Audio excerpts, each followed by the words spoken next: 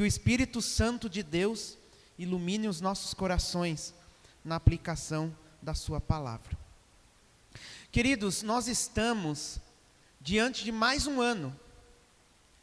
Parece que foi ontem que nós estávamos aqui, ou nas igrejas, reunidos para 2024. E já faz um ano disso. Parece que tudo passa rapidamente, tudo passa velozmente. Parece que os anos estão se passando como se fossem um mês. Parece que uma semana é como um dia. Tudo está passando muito rápido. E os dias como se fossem uma hora, e as horas como se fossem um minuto. Tudo passa rapidamente. E o que nós dizíamos há um ano atrás, feliz ano novo, que seja um ano abençoado, que seja um ano frutífero, nós já dizemos outra vez, agora, há poucos dias, no nosso feliz ano novo, no feliz e abençoado ano de 2025. Queiramos ou não, o ano vai se findando e outro vai se iniciando.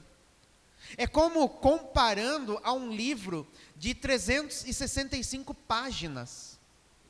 E hoje nós estamos na página de número 5.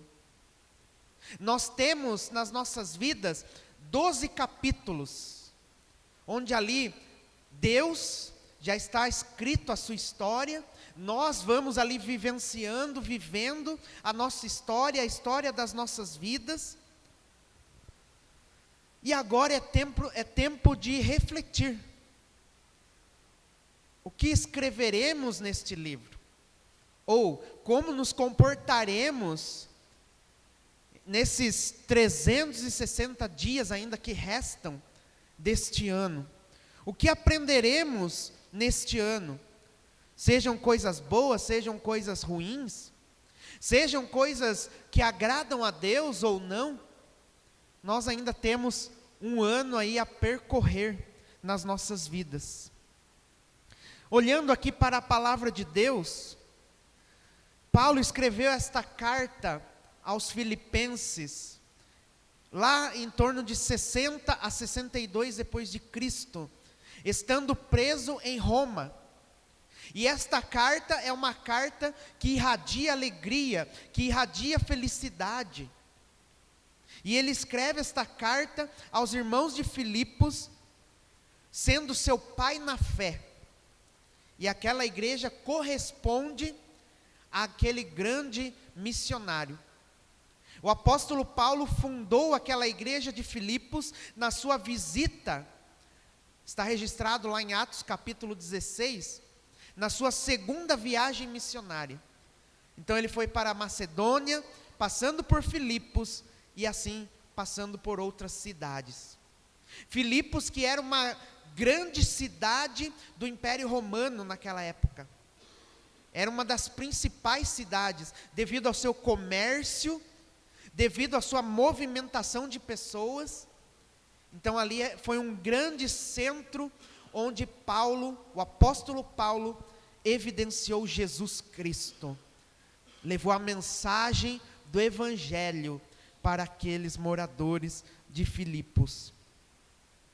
Queridos, aqui nesse texto ao qual nós lemos, o apóstolo Paulo, então, ele decide concentrar-se na pessoa de Cristo.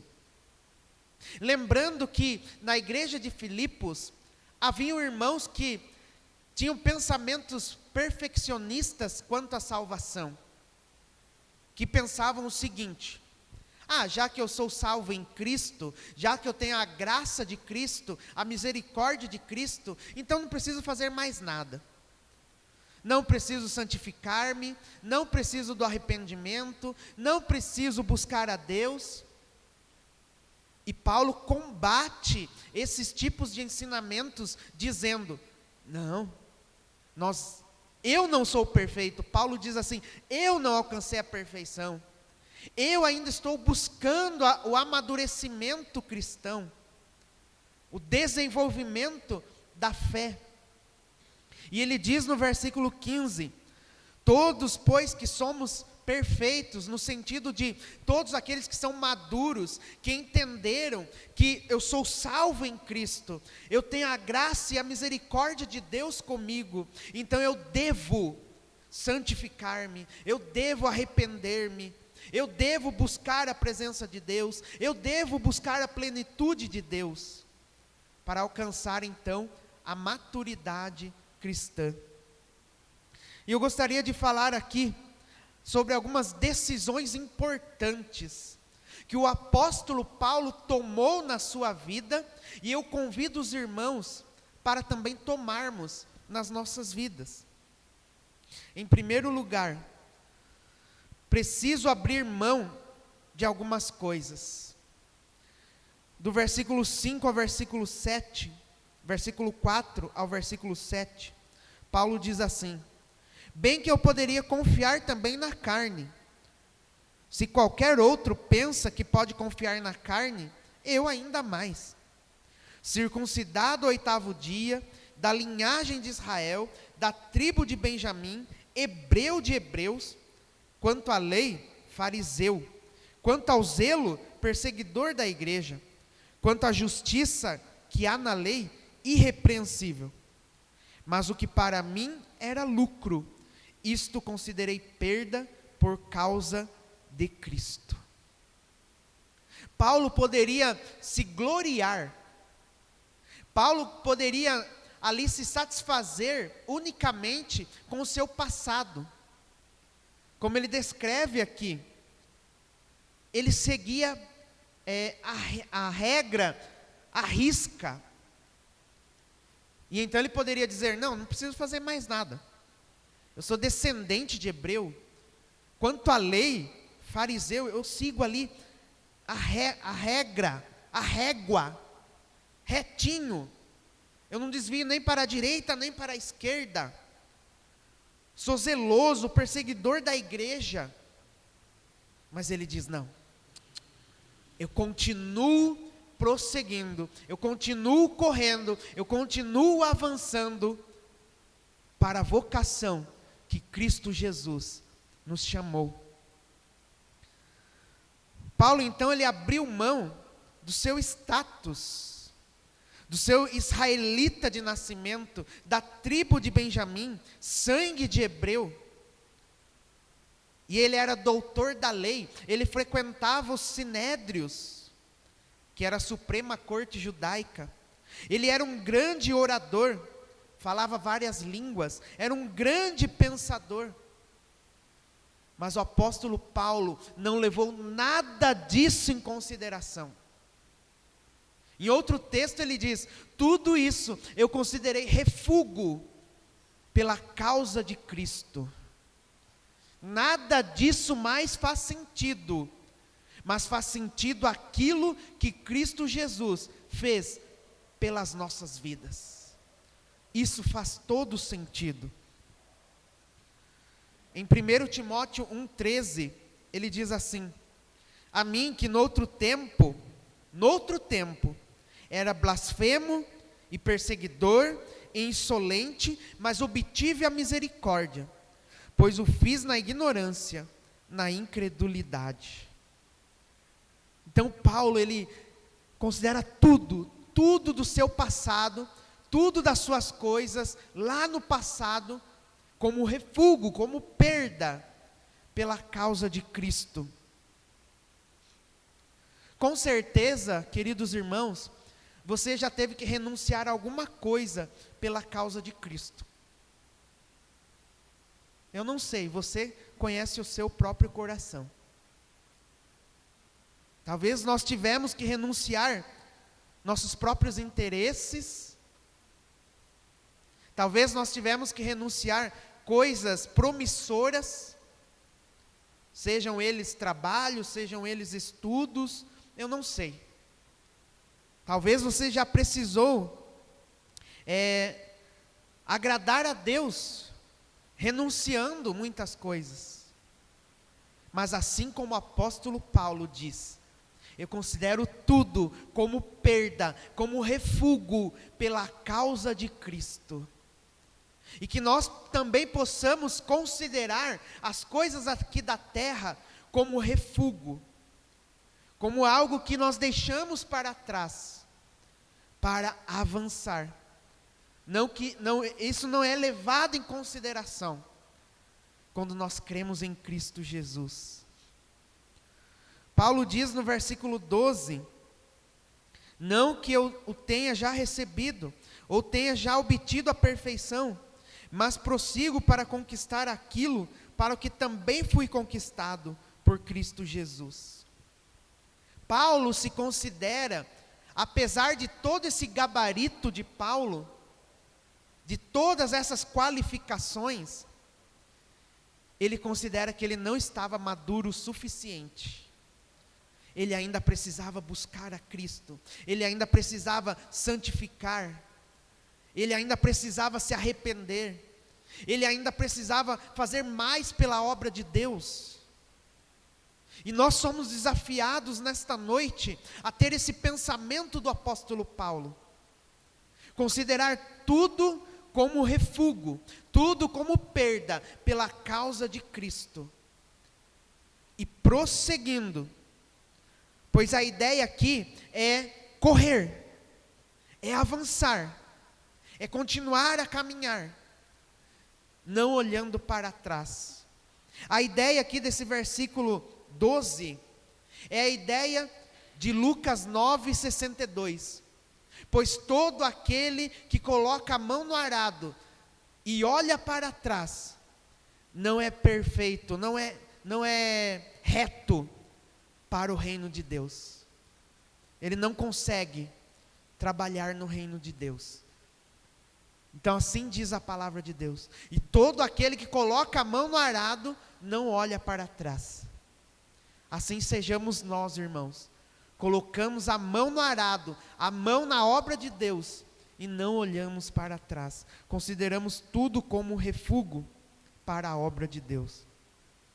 Em segundo lugar, dentro dessas decisões importantes do apóstolo Paulo, ele diz ainda, preciso esquecer as coisas passadas, versículo 13, primeira parte, mas uma coisa faço, esquecendo-me das coisas que para trás ficam, esquecendo-me das coisas que para trás ficam. O apóstolo Paulo teve um ministério de muito sofrimento, de muita dor, e ele se considerava imitador de Cristo, nas suas chagas, nas suas viagens, nas suas feridas, nas suas tristezas, nos seus traumas, nas suas frustrações, e até mesmo nas injustiças sofridas por ele. Mas Paulo esqueceu. Esquecer é não fazer caso. Ele não fazia caso de todo o seu sofrimento, de tudo que ele já havia passado até aquele momento, porque ele tinha um alvo, ele tinha algo que era muito mais importante do que as murmurações, do que as reclamações, do que as lamúrias da vida, do que os seus próprios sofrimentos. E isso nos impede de crescer, construir e avançar. Foi como a esposa de Ló. A esposa de Ló, ao sair lá de Sodoma e Gomorra, e o recado de Deus era, não olhem para trás. E a mulher de Ló olhou, e todos nós sabemos o que aconteceu com ela. Virou uma estátua de sal. Então por quê? Porque o seu coração estava lá no passado. O seu coração, as suas inclinações estavam lá em Sodoma e Gomorra. Ela não via futuro, ela não via um alvo lá nas campinas, nas montanhas, onde Ló estava indo. Queridos, as amarguras muitas vezes petrificam o nosso coração. Foi como nós estudamos aqui hoje na escola dominical. Que as lembranças que nós temos, as recordações do passado, não devem ser recordações de amarguras. Deixem isso para lá. É como ferrugem que corrói. E nós achamos que está corroendo o outro, e está corroendo a nós mesmos. Lembre-se do passado, como o fragor das rosas, como o fragor dos perfumes. Algo que te trouxe alegria, algo que te trouxe paz, algo que te trouxe festa no seu coração. Precisamos deletar os velhos arquivos da vida, que nos impedem de crescer em Deus. Então Paulo diz aqui: esquecendo-me, eu avanço, eu corro, eu caminho a vida cristã, esquecendo-me das coisas que para trás ficam. 2024 já ficou no passado, já ficou na história. E esse é um novo ano. É um ano de renovo, é um ano de vivificação, é um ano de transformação em Deus. Em terceiro lugar, precisamos avançar na direção de Cristo. Olha o que diz ainda no versículo 13. E avançando para as que diante de mim estão, prossigo para o alvo, para o prêmio da soberana vocação de Deus em Cristo Jesus. O apóstolo Paulo diz, avançando, prosseguindo, como um atleta que está correndo uma maratona. E ele diz, eu não posso olhar para trás, eu tenho que olhar para o alvo, para o troféu, para a coroa que é Cristo Jesus. E então ele diz, avançando. Avançando para o quê?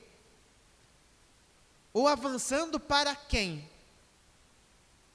Avançando para os bens desta vida? Não. Avançando para as coroas de lauréis, como era conhecida naqueles dias? Também não.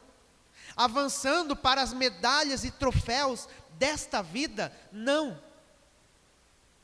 Mas ele estava avançando para o alvo que é Cristo Jesus, o consumador da fé. E nesta noite eu convido os irmãos para que os nossos olhos em 2025 estejam em Cristo.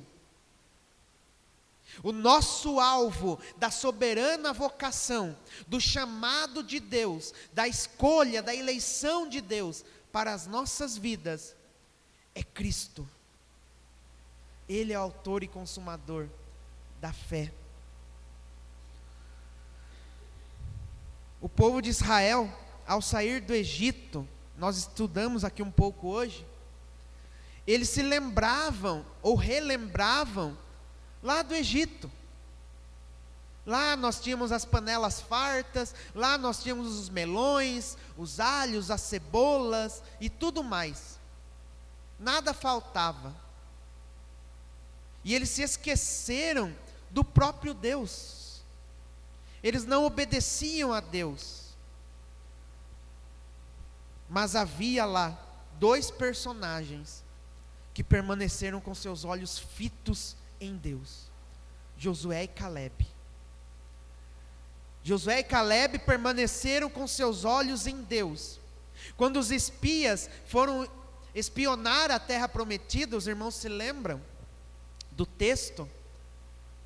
Foram lá 12 espias, e eles voltaram com seus relatórios, mas 10 olharam com os olhos humanos, e relataram a Moisés e a Arão e ao povo: nós não vamos conseguir, nós não vamos prevalecer, nós não iremos vencer, nós não vamos atravessar aquelas terras. Lá tem gigantes, tem grandes povos, maiores do que nós. A expressão popular, entre aspas, já era. acabou-se o sonho, dissipou-se a esperança. Mas Josué e Calebe diziam: verdadeiramente, lá tem gigantes, lá tem povos maiores do que nós, nações maiores do que nós. Mas nossos olhos não estão lá, nossos olhos estão em Deus. E aqui hoje, queridos irmãos, os nossos olhos não estão nas nações, nas pessoas, os nossos olhos estão em Cristo. Nele, fixe os seus olhos nele, avançando e prosseguindo para Canaã celestial. Se eles entraram na Canaã humana, nós adentraremos a Canaã celestial, a Nova Jerusalém, um lugar que mana leite e mel, um lugar de bênçãos, de glória do nosso Deus. Queridos, finalizando, precisamos prosseguir na direção de Deus. Olha o que diz no versículo 15 e 16: todos, pois, que somos perfeitos, ou seja, maduros, tenhamos este sentimento. E se porventura pensais de outro modo, também isto Deus vos esclarecerá. 16: todavia, andemos de acordo com o que já alcançamos. Prosseguir, avançar, alcançar. Nós estamos aqui para alcançar algo que já foi alcançado por nós na cruz do Calvário, a vida eterna. E o apóstolo Paulo, ele conclui dizendo que ele não havia nele ainda perfeição, não havia ainda maturidade, e ele precisava seguir, precisava prosseguir. Prosseguir exige renúncia, prosseguir exige determinação, determinar o que já alcançamos e o que ainda precisamos alcançar. Na nossa caminhada cristã, precisamos manter os nossos olhos fixos em Jesus Cristo. Olha o que diz Gálatas 2:20 para concluir: logo, já não sou eu quem vive, mas Cristo vive em mim. E esse viver que agora tenho na carne, vivo pela fé no Filho de Deus, que me amou e a si mesmo se entregou por mim. Queridos, como aplicação para as nossas vidas, que este novo ano seja um ano de bênçãos, seja um ano de prosperidade, seja um ano de gratidão. Já estamos na página 5. E você aí tem algumas linhas para prosseguir na caminhada cristã. Olhe para a direção correta. Não perca o seu foco. Não se distraia com as coisas desta vida. Aqui tudo parece lindo, belo e maravilhoso. Mas diz a palavra de Deus que há caminhos que são caminhos de morte. E o caminho de Deus é o caminho que nos leva à vida eterna. São caminhos, é o caminho de salvação. Que Deus assim nos abençoe, em nome de Jesus. Amém?